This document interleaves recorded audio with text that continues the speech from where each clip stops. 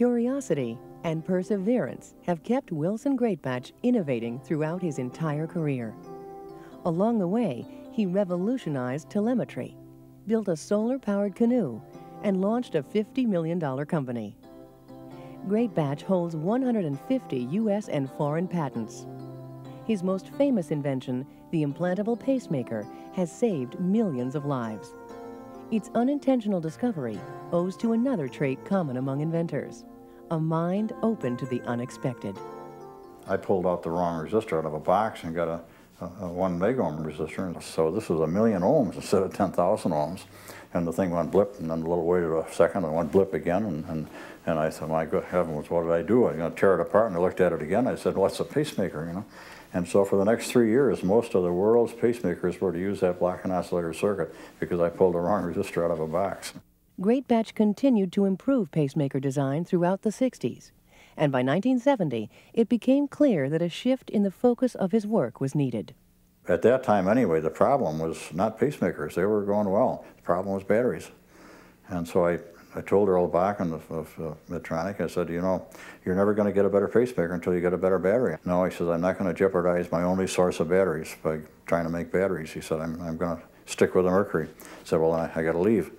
So I left and became a battery manufacturer. The company he founded to manufacture batteries, Wilson Greatbatch Limited, today makes 90% of pacemaker batteries worldwide. Greatbatch's success with batteries broadened into a more general interest in energy. During the oil shortage of the 70s, he sought to use the rapidly growing Androscoggin poplar tree as a renewable energy resource that could be farmed, chipped, and burned to generate steam. The need to have a reliable pedigree of poplar for dependably fast growth led Greatbatch to pursue cloning the trees. Soon, he was cloning a variety of plants and flowers, and eventually he experimented with a fish. The fellow in Geneva who had been doing some work with us called me up and he said, there's a fish that swims up in the Arctic Ocean in the water that's 2 degrees below freezing, doesn't freeze. The reason being is he's got glycosides in his blood, which are genetically controlled, and they know the sequence for that. So he suggested we clone those nucleotides and put them into orange trees for down south, because every degree that you can drop the freezing point in oranges is worth about $1 billion, you know. Well, it didn't work. But along about that time, I noticed the New York Times were about what they were finding out about AIDS. This was back in the early days of the AIDS epidemic. And I thought, gee, that's really what we're doing. So I called this guy up. I said, could we use this against AIDS? He said, well, I don't know, maybe you could. And so we started working on AIDS, and we've been doing that for 10 years now, and we still haven't worked it out. Though his AIDS research has yet to achieve its final goal, the work has led to patents for halting the reproduction of several related viruses in cats. But for Greatbatch, the measure of an inventor's success is the willingness to address a failed experiment with a fresh round of inquisitiveness. You try something out, and if it doesn't work, you say, well, now, why didn't that work? I don't think the good Lord really cares whether you succeed or whether you fail. But I think He wants you to try and try hard, and that's all that's required of you.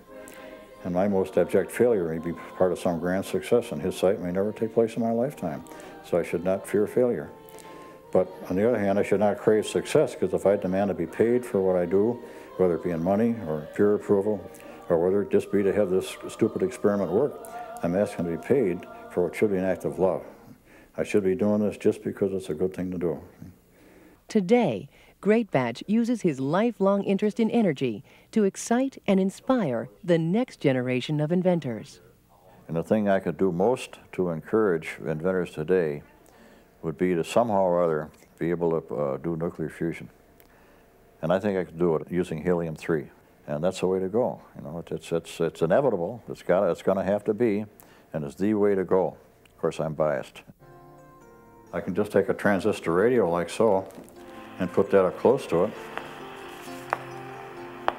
That's a heartbeat.